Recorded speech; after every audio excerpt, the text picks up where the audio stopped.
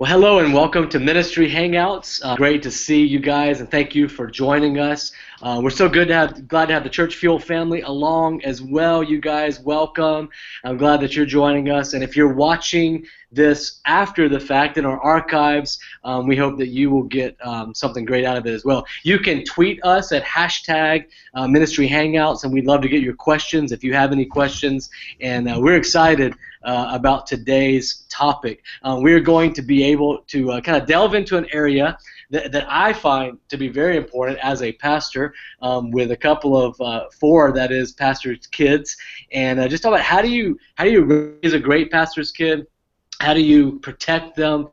What does that look like? So I hope we have a lot of pastors joining us. This is also Pastor Appreciation Month that we're filming this in, and so you can kind of appreciate your pastor if you're not a pastor by learning how to help him or her raise their children as well, and kind of protecting them and learning what it's like to be a pastor's kid. Well, I want to just waste no further time before we just get into introductions. First of all, we have joining us, this is Ministry Hangouts with Pastor Greg Surratt. Pastor Greg Surratt is right now preaching live on the stage at ARC, and but we, for this session, thought even better, if we're going to have a Surratt, we should have the Surratt that is both a PK and has PKs. So Josh Surratt, why don't you just tell us a little bit about what you are doing now, a little bit about your family too, which would probably be great for this discussion. Yeah, cool. Well, thank you. I'm excited to be on the call, especially to talk about growing up as a preacher's kid with Greg Surratt not here on his own Hangout, so I'll tell some dirt there. But I've been at PK for 36 years, so it's all I've ever known, and obviously look forward to talking about that experience some. I've been on staff at Seacoast, which is the church that my dad founded, for 14 years now, and currently serve as the lead pastor. He has gone from being the senior pastor to being the founding pastor, and so kind of leading the day-to-day at the church. And my wife and I have been married for, it'll be 15 years next year, and we have 3 children, an 8-year-old boy, Miles, a 6-year-old girl, Greta Kate, and then a 2-year-old little girl, Ellie. And so I'm very invested in this topic, not only because I've been a pastor's kid, but obviously I want to do it in a way that my kids grow up and love the church and love their family and all of that good stuff. So. Awesome. Thanks, Josh, for being with us, and I know we look forward to hearing some of the dirt on Pastor Greg, and Dr. Meeker is here. She can kind of help you kind of put it all together and get over some of that stuff that I know you've gotten lots of counseling for already, but she can help us with that. Well, Dr. Meeker is joining us. Dr. Meeker, why don't you tell us a little bit about yourself, who you are, and what you kind of bring to this conversation in your line of work.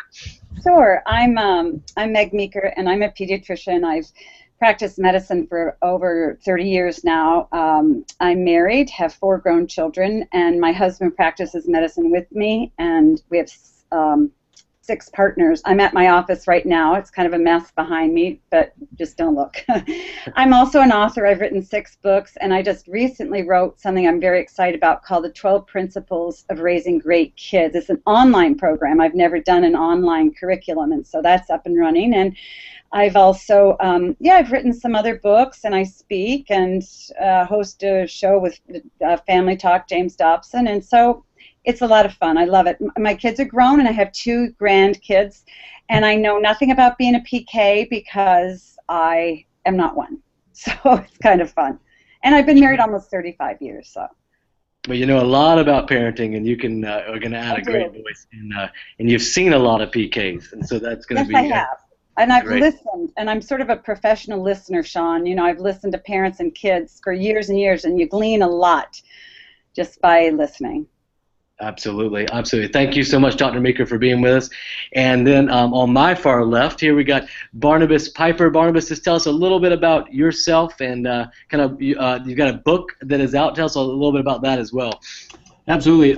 Excited to be here talking about this topic. I've spent the first 30 years of my life as a pastor's kid. My dad, John Piper, retired from the pastorate on my 30th birthday a few years ago. So that composed a large part of my identity. I went through, a lot of the troubles that pastors' kids do, but ended up in a place where I now am back in a position serving the church. I don't serve on staff at a church. I work at Lifeway Christian Resources doing leadership development stuff, so partnering with churches I love being in a position to help pastors, families, and have a real heart for pastors' kid. The book that I wrote was called The Pastor's Kid. The subtitle is Finding Your Own Faith and Identity, and it just sort of compiles a bit of my story and then the things that I observed in other pastors' kids' life to tell what some of the unique struggles of being a pastor's kid are, and then how we can respond, how our parents can respond, and then how the church can respond. And then I just have a second book that came out earlier this summer called Help My Unbelief, Why Doubt is Not the Enemy of Faith, that weaves in some of those same themes, the unique one for pastors' kids being taking all that stuff that you know about God and having it transform into genuine life-changing belief as opposed to just that stuff in your head. So I'm happy to be here, looking forward to the conversation. Awesome, and thank you so much, Barnabas, for joining us, and Josh and Dr. Meeker as well. So let's jump right in. Josh, as you look at the Surratt family, you guys are now all parents yourselves.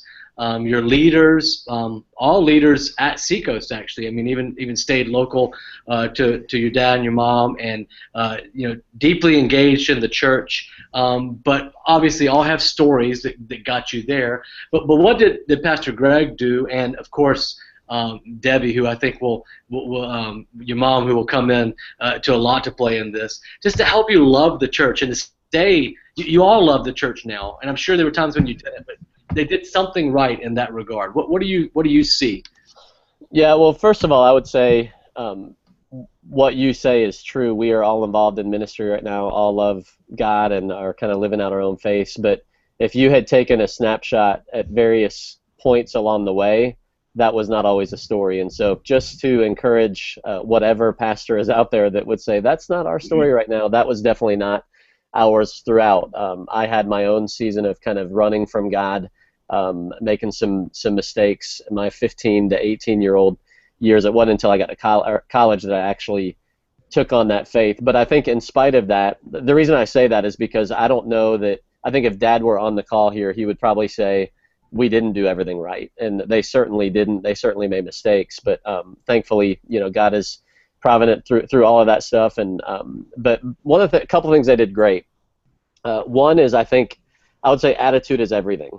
I never heard my parents apologize to us for being at the church too much, or they never projected that. If they had any guilt around that, they didn't project that on us. They just they loved their life. They seemed to love ministry. They protected us from some of the political drama that goes with that. They never really talked at dinner about the burdens or the challenges of it. It seemed to me when I watched my parents that they loved the church and they loved their life, and so we got to go to church. We didn't have to go to church, and we enjoyed it ourselves. I kind of felt like I had the run of the mill around the church, and I felt like I owned the place, as most pastors' kids probably do.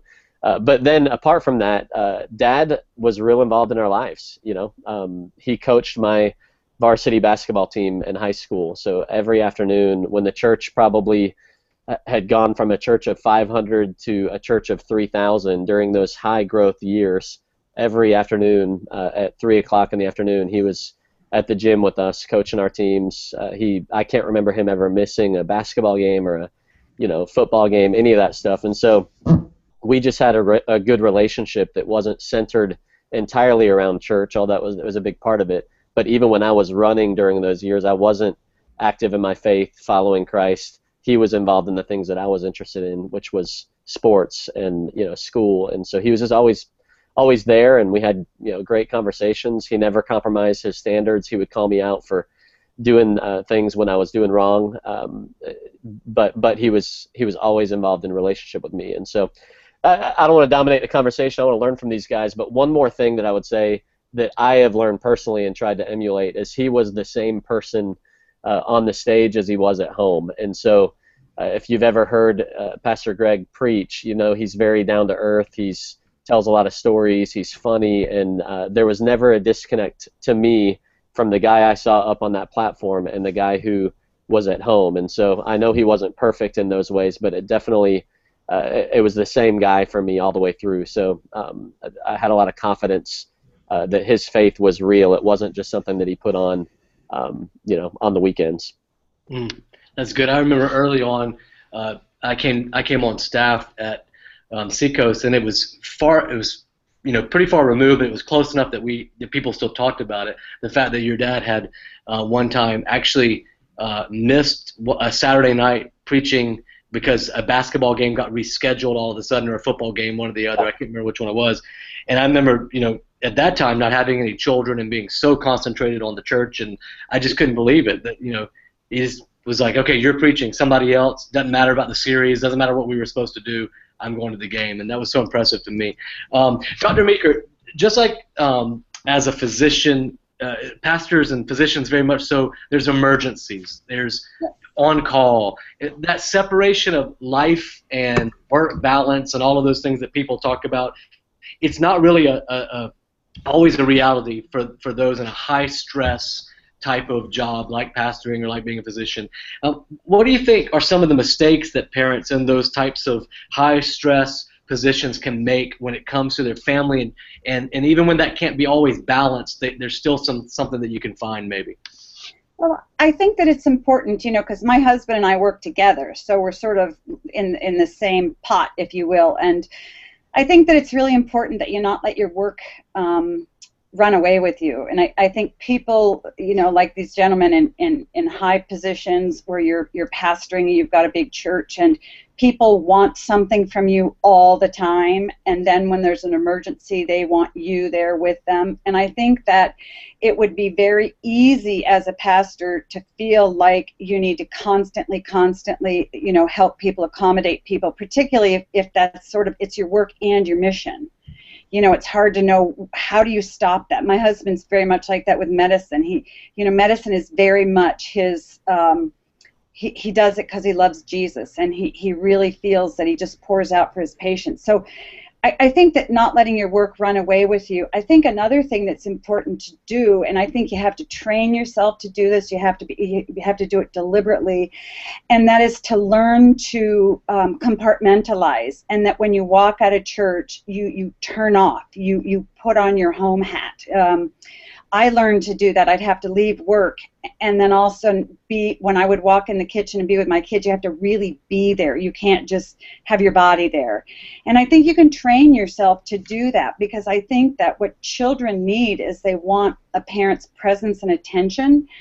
And if you're home but your mind is still at church or with a patient or something, your kids aren't with you. So I think it's really important to have somebody in your life help you rein all that in, and then help you compartmentalize so that you can be fully present at home with your kids.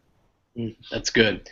And did you find that you and your husband both sort of being together and practicing together, were y'all able to kind of balance and shift a little bit as well, and like work together as a team on that? And would that be something that you would maybe give advice to pastors? Would they want to know the seasons, to know the busy seasons, to not both be in that season at the same time? But did you see that? Yeah, absolutely. And I think it's important for your spouse to to really support you in what you're doing. And it's easier if your spouse is working in the same arena as you, and they can kind of understand.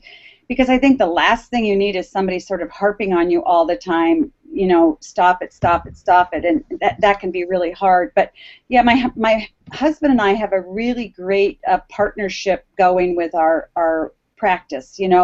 For instance, when I did my residency training, he stayed home and took care of our 2 children, and then when he did his residency training, I stayed home, and then we practiced together, and we schedule patients around our kids' schedules. So we really work very, very well together. People often say, how do you work with your husband? Doesn't that drive you crazy? I said, working with him is the easy part. Raising kids together is pretty hard, because I don't want him to disagree with what I'm doing at home. So I think a supportive spouse is crucial to the success of the work you're trying to do, and it goes both ways. That's good. That's good. Barnabas, you're not only a PK, but you are also the PK of a pretty high-profile pastor and dad, and so I would imagine that over the years that you felt very much in the fishbowl. Describe to the pastors that are listening right now what that kind of is like for a pastor's kid, and I think all pastors' kids are high profile to some regard, even if it's just local Walmart famous. Like it's to some regard, they know who you are in your town, and you just had that to even a higher degree probably. But what was that like, and how did your parents protect you from being in their spotlight, so to speak, and what did that feel like for you as you're speaking to pastors out there right now? Yeah, I think the point you make about every pastor's kid being famous, even if it's just local Walmart famous, is a really important one, because I think I don't see myself too terribly different than a pastor's kid who grew up in a church of 100. It's really just scalable to size. The fact is that the people in your congregation and your community have that sense of awareness of who you are, what you're doing at all times. They know who you're dating. They know what kind of car you're driving, what kind of music you should and shouldn't be listening to, just all those little things. And so there's that, and that exists at the micro level in a little teeny tiny church, or in my case, when I went to college, there were people who knew me as soon as I walked on campus. Now, I made the mistake of going to my parents' alma mater, so that I didn't help myself out there. But so I go on campus, and immediately people know who I am, and they have expectations for what John Piper's son is supposed to be like. So yeah, that does just sort of scale to the size of your parents' ministry.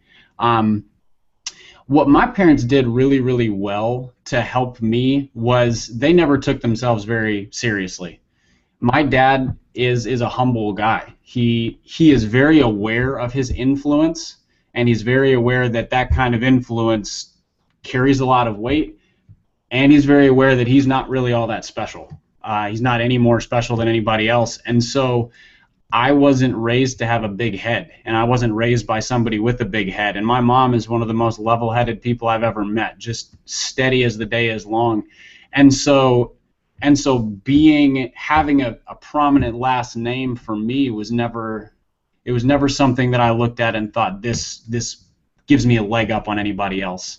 The other thing was, and this happened more and more as I got into high school and then college, was they just talked frankly to me about it. My dad would say, look, I know that what I do reflects on you. I know that people know who you are because of who I am. I know that, and just the awareness of it. And so it wasn't the elephant in the room. It was just something that we talked through, and I found that very, very helpful because even if it doesn't solve any problems and it doesn't answer all your questions, it at least acknowledges that your parents are empathetic. They care. They understand. They're interested in the challenges that you have. And so even if you can't make the spotlight go away, it can kind of help cast a little shade to make it not burn quite so bright. That's good. Now, in writing the book, I'm sure that not only have you heard success stories from folks and kind of things like what you're saying, humility and, man, my dad did this right, but I'm sure you've also heard just the horror stories, quite frankly, of sometimes them putting up, saying, hey, you're the pastor's kid, you got to act differently, you can't do it this way. As you're thinking about the pastors that are out there listening to that, what's kind of the biggest piece of don't do this that you, as you've gleaned those stories from the book, that you would maybe give to pastors that are out there right now? Well, Dr. Meeker mentioned that when you leave work and you come home, to be your home self, to be all there. And the thing that I would encourage any pastor or pastor spouse to do is to not pastor your kids, but to parent your kids. It's so easy to, when your kid asks a question, to go into counselor mode, or when they challenge you on a theological point or a moral point, to go into sermon mode. And your kids don't want a sermon. They hear you preach every week. In fact, they're not even listening to your sermons anymore, and as soon as you go into sermon mode, they tune you out. If my dad was to preach at me, I would not listen to him. But if we get on the phone and we just have a father-son conversation, I really care about what he has to say. And so have conversations with your kids, spend time with your kids, let them know that dad or mom is all of that, and not bringing that ministerial sort of presence and ethos into the home, because I think you'll lose your kids more quickly and more readily if you try to act the pastor to them instead of just being a loving, caring, present parent. That's good. That's good. Did you find, and Josh, you answered this one too, and I'll throw it to you in just a second too, but did you find that you had a pastor, did someone kind of pick up that mantle for you so that you did have a pastor, so that your dad wouldn't have to be your pastor, maybe even especially during the formative years and different things? Yeah, I found that for me it was especially once I got into junior high and high school, those student ministers and small group leaders played that role. So they were the ones who could speak more biblical truth, or we could have more conversations about theology, about struggles. They could offer some of that like you said, that pastoral and shepherding kind of direction, whereas my dad, I really just wanted the fatherhood relationship there, the show up at my games and cheer real loud and play catch in the backyard, and like those kinds of things were what I held dearest on that side. That's good. That's good. Josh, for you, is there anything that you'd say, I think your dad emulates a lot of that humility. You said already, same person on stage, off the stage. I know, you said during the time when you were running from God, he was still your dad. He was still there. But is there anything that you think if you had him right here, he would say, or he has said to you even, be different than me on this? Like, what is that thing that he's maybe said, look, I'm humble enough to admit we struck out here. You be different than me on this. Yeah. I think there are a couple things. One, he would probably say, don't do as many drugs as I did. I'm just kidding. He didn't do that. He's pretty clean. No, he would. He's told me a couple of things. One, he was, I think, being a grandparent and being in the season of life and stage of life that my dad is in. He'll turn 60 next year. It just brings perspective that probably whether you're a pastor or not, you think a little bit differently, and the things that you thought were super critically important back in your 30s, you realize maybe they weren't as important as they are. And so he's talked to me a lot about just kind of the balance, and I hate that word just because I think we can use that for a lot of different reasons, and it means different things to different people. But I think that he would say spend less time at church than I did, and spend more time with your kids and at home and at their games. And he did coach our basketball games, and he did that. But he also he worked a lot of nights and traveled a decent bit. And so I think he's encouraged me to only do the things that I have to do and not feel obligated to be at every event, every function of the church. And so that's been good. And I think one thing that I probably am doing differently, and Dr. Meeker might correct me on this one later. So I'm a learner here, but especially my 8-year-old son, he's taken an interest in what I do. He really he talks about wanting to go into ministry, and we don't put that on him at all. But he really has taken a big interest in what I'm doing, and so I actually I'll run sermons by him, and he asks me for it. So we'll be driving down the road to soccer practice or whatever, and he'll say, "Dad, what are you preaching on?" And so I'll literally preach the message to him, and I've gotten some really good input from my 8-year-old son that's actually helped take a decent message and make it great, because he said, "Hey, Dad, I don't understand this," or "Hey, I liked it when you said that." And so Dad and I didn't do a whole lot of that, and it's probably a just product of my interest at the time, and I don't expect that he'll be saying the same things at 13 that he is at 8, but he's really interested in what I do, and he wants to know, and he wants to learn. And so we do talk a good bit about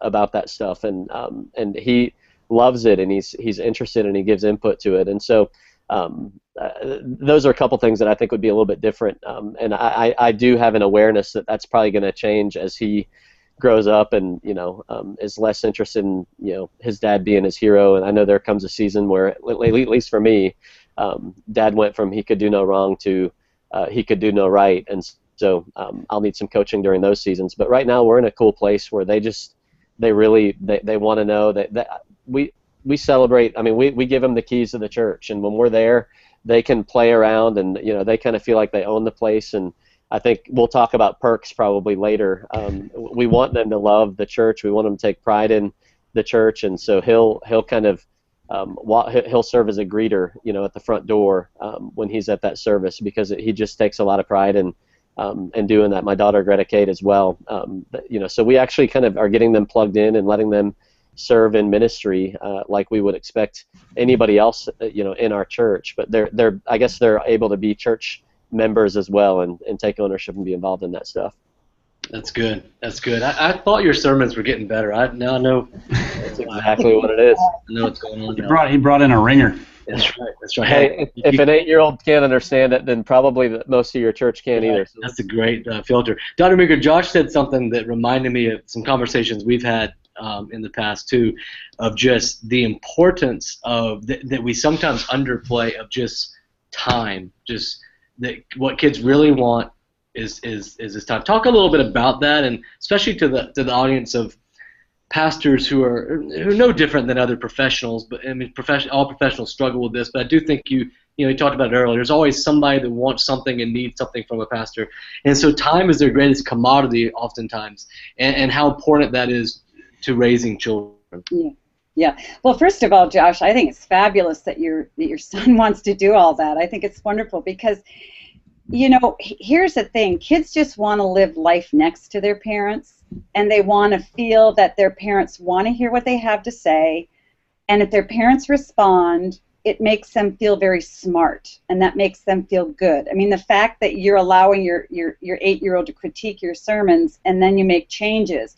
I mean, do you know how important that is for his self-esteem and his sense of value? It's far more important than playing on an elite soccer team or whatever, because in a child's eyes, if mom or dad says, I'm good at something, then they really believe they're good at it. But that's exactly it. And the beauty of raising a child who has a solid sense of self, who loves life, who loves his family, who loves the Lord, is really just sort of folding the child into your life, into your work, into menial tasks, and just it doesn't have to be, scheduled important activities, but just that. And I think that's wonderful. I think it's also important because kids are constantly reading their parents, and if your kids read that you love the work you do because you love your Lord, that's what they're really going to stick to as they get older, to figure out if they're going to love the Lord or not too.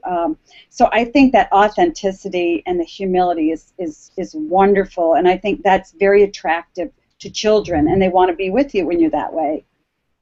That's good. That's so good to hear too, because similar to Josh, I have a 9-year-old, and I often just bring her to the church because sometimes I feel like we don't get the one-on-one time that I would like us to, and honestly, we can't do the elite travel weekends clubs, and we just can't do. But yeah, and you don't need to. And I'll tell you, one of the things that really shaped my character and my sense of who I was is when I was younger, my dad would take me to work with him on Saturday. He was a physician, and we lived in Boston, and I just remember sitting at his desk, spinning in his chair, waiting for him to get done.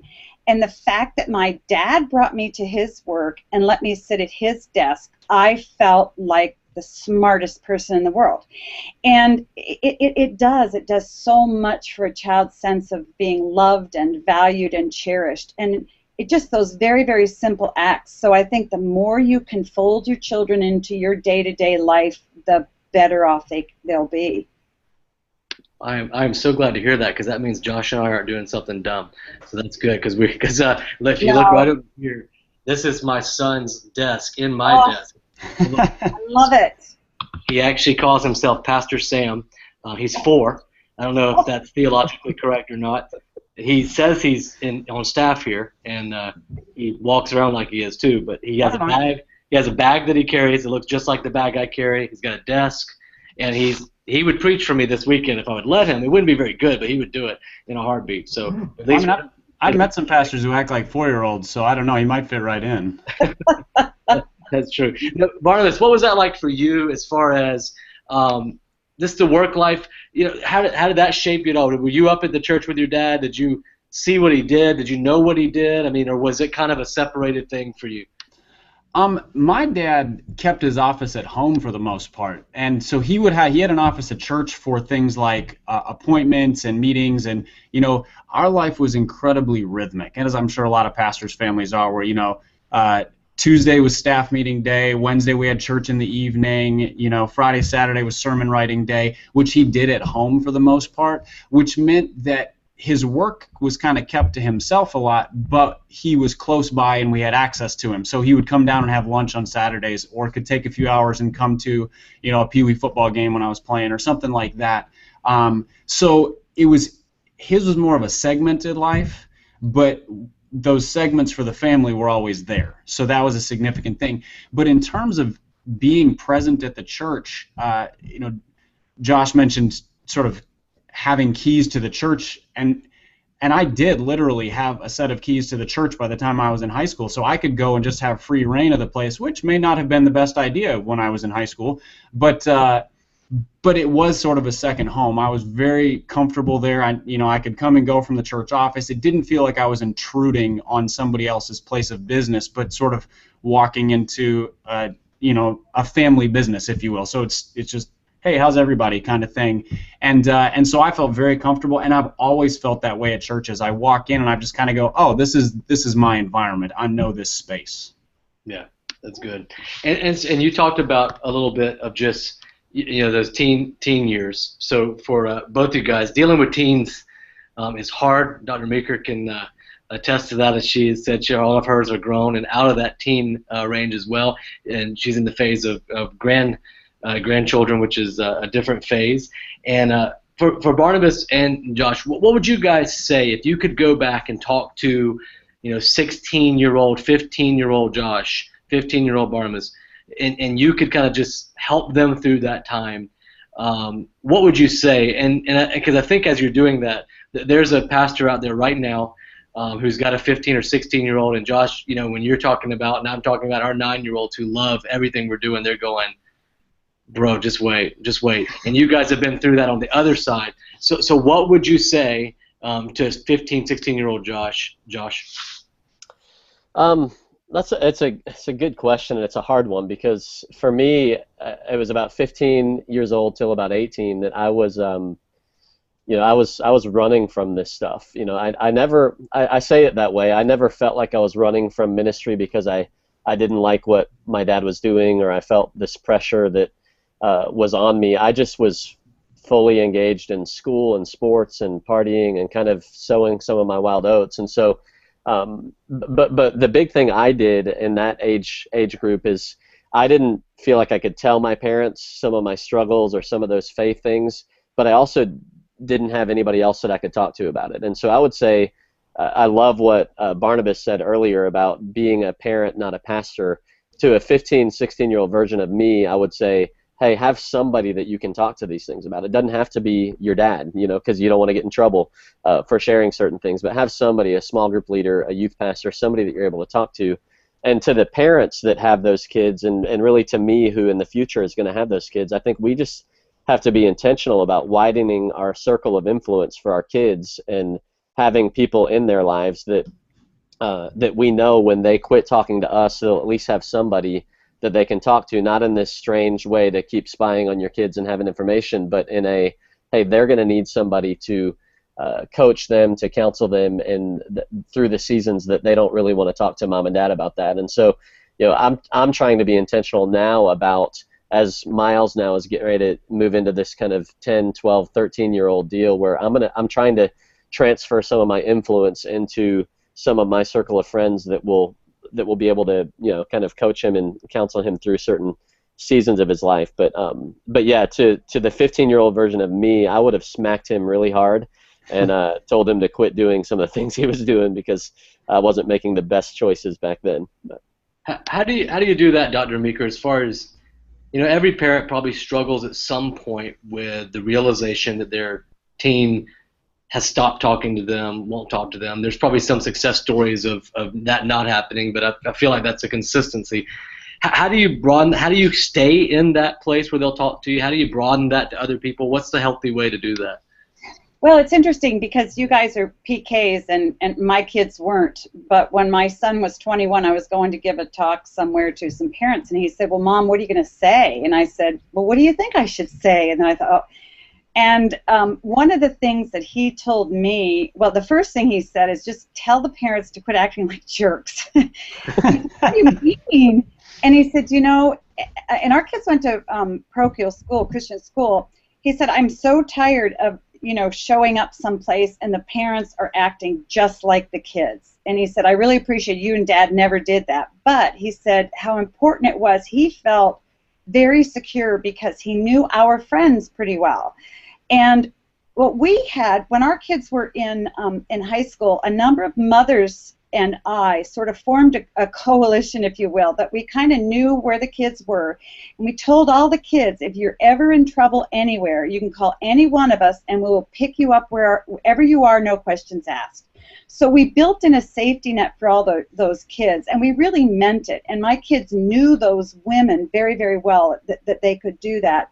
So I think that, you know, you've got to constantly be aware of what your kids are doing what they're doing. And if you ever want to know what they're doing, figure out what their friends are doing, because if the friends are all doing something, they're doing it too.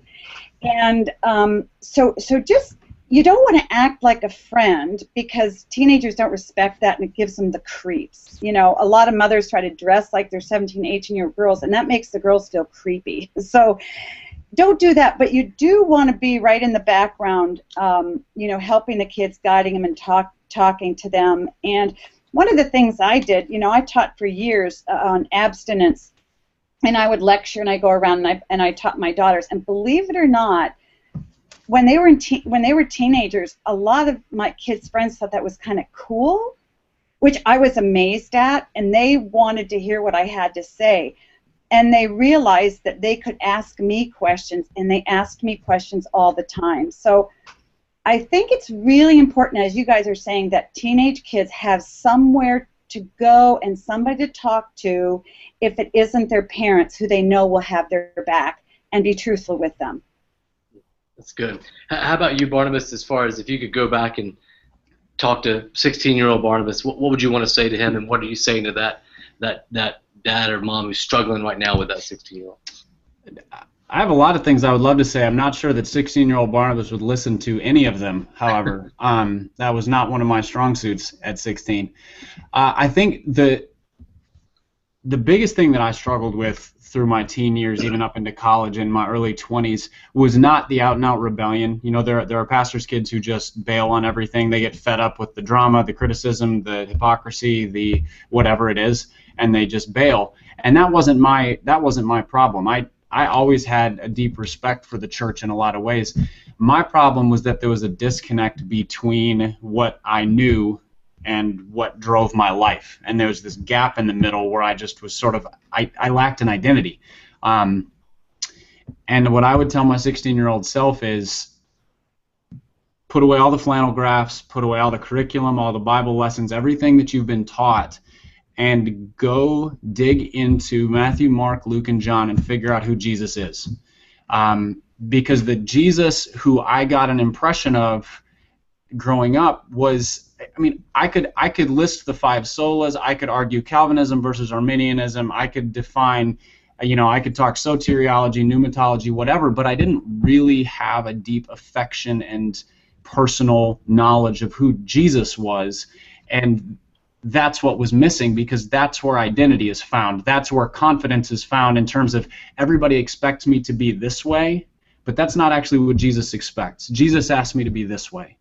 And my parents didn't put those false expectations on me. They always said, you know, the standard is the standard for everybody, and that's live a life that honors Jesus Christ. But if you don't know Jesus Christ very well, that doesn't mean a lot to you.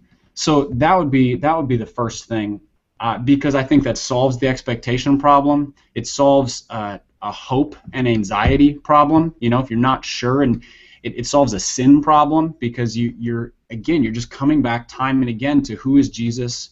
Who is he to me? Who am I to him? Those kinds of questions, and that would be the biggest thing. And then I think the other thing would be a lot less impressed with yourself. You know, I mentioned earlier that my parents are humble, grounded people. I did not inherit that trait, and so they set a good example that I didn't do a very good job of following. And just back off thinking you're smart, and back off thinking all these things, and be humble and learn and listen, and develop that sense of empathy and self-awareness, I guess. That's good. That is good. Okay, so here's a fun part. So there's a burden of ministry. We know there is. We want to protect, like Josh said, from talking about that in front of our kids and then feeling like, but there's always is. And there's even a burden to being a PK. I mean, we've talked about some of those things. So with every burden, there needs to come a blessing. There it has to. So what are some of the perks that you think you maybe wish you'd have gotten, and just think, hey, pastors, lighten up. Let your kids get the extra cookie. Let your kids have the keys to the church. Let them have a desk in your office. What are some of those other perks, Josh? Maybe that even you guys are doing it at Seacoast and Barnabas, that maybe you would encourage that would just help pastors' kids feel like, okay, I do kind of live here, but it's a fun place to live. Yeah, honestly, this is something that I want us to get better at Seacoast. In fact, we've been talking to some of our leadership team because right now, if you look around our campus pastors, our executive team, our leadership team, a lot of them are young couples. They're husbands and wives that are serving in ministry together, and so obviously that creates a lot of challenge on family. And you can be really smart about those things, but it's still going to be hard at times. And so I'm hoping that we're going to get better at this in the future than we are right now, because I don't want to get to the end of the day and have an incredible church that our kids kind of resent because we didn't, we neglected them in order to do it. But some of the small things that we're doing right now, like our church just released a brand new album, and we got copies of it obviously a couple weeks in advance. And so my kids, and at their age, remember they're 6, 8, and 2. They thought it was super cool that they got to hear the new CD a week before anybody else, and they're dancing to it and memorizing the songs and all that stuff. Miles is at an age now where I'm hoping to be able to take him on a couple of trips that I go on. If I get to go to a cool city to speak at a church or attend a conference, I'd like to bring him with me on some of those things and just be able to kind of expand his just his horizons a little bit on some of that stuff.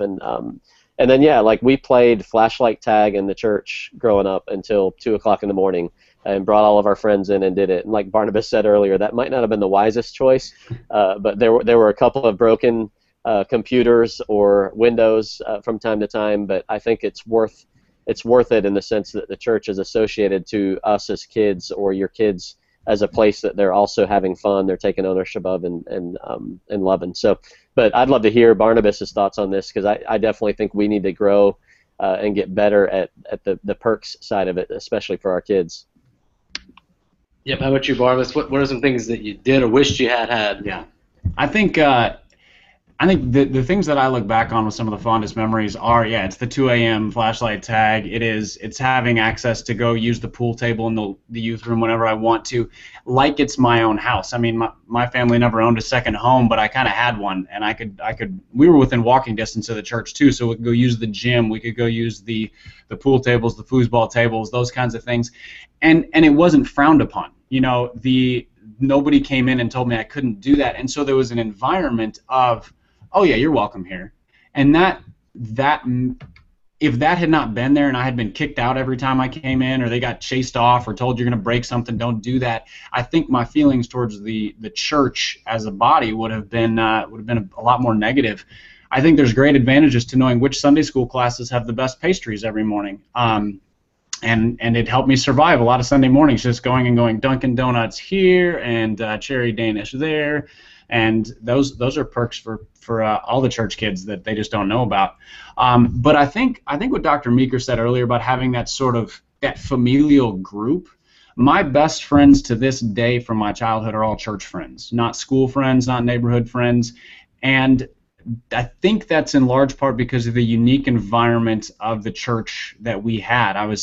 There was staff who stayed for a long time, so I got to be friends with those kids from the time I was an infant all the way up through high school, and then other families would come and stay, and that speaks to the community of believers that was there. And so when I go back to Minnesota to visit my family now, the friends who I keep in touch with were all ones who I've known since I was 12 years old or younger, and all through church, and that ties you to the church as well. So I mean, that's all of those things created an environment where I'm now raising a 9-year-old and a 6-year-old, and I'm a little bit sad that they don't have access to the same things in the church that I did. I'm really happy that they get to avoid a lot of the things that I went through, but there's a give and a take there.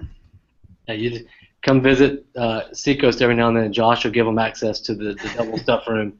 And Nice. that was one I just thought of, Josh, that you guys do. I know it's for volunteers as well, high capacity volunteers, but y'all do the double stuff kind of deal where they have a room that they go to and where they don't have to go to Sunday school 2 times in a row or whatever. They get kind of video Yeah. games and extra snacks and that kind of stuff. And I know I was hanging out with the guys at Elevation Church yesterday, and they said they even have a level 3 room. It's a room for just staff kids on Easter and Christmas and these different times when, honestly, I mean, our kids and our wives, everybody, we live up here for about 3 days, and they take it to a whole nother level with a whole extra snack stuff and games and different things going on, and I thought that was pretty cool. They said you're gonna have trick or treat for just the staff kids up at the church. Turn it dark, kind of make it exciting, and I thought that was great. So there's just things we can do just to make it fun. Live Yeah. life, Dr. Meeker, you said earlier, just folding our life into what we do. Well, our life, hopefully, we're showing is fun. So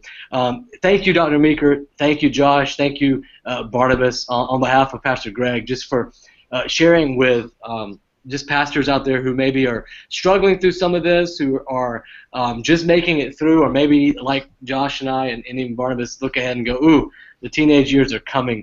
And Dr. Meeker, you always give your parents, whenever I'm around you, the parents in your community, the advice that you're going to make it through this. It's going to be okay. It's going to be good. And I think we could end with that. You are going to make it. Here's 2 great examples of guys who probably broke laws that we don't even want to talk about here publicly, but they made it through, and there's at least no permanent record of any of those things from anybody. So, and they're doing well now.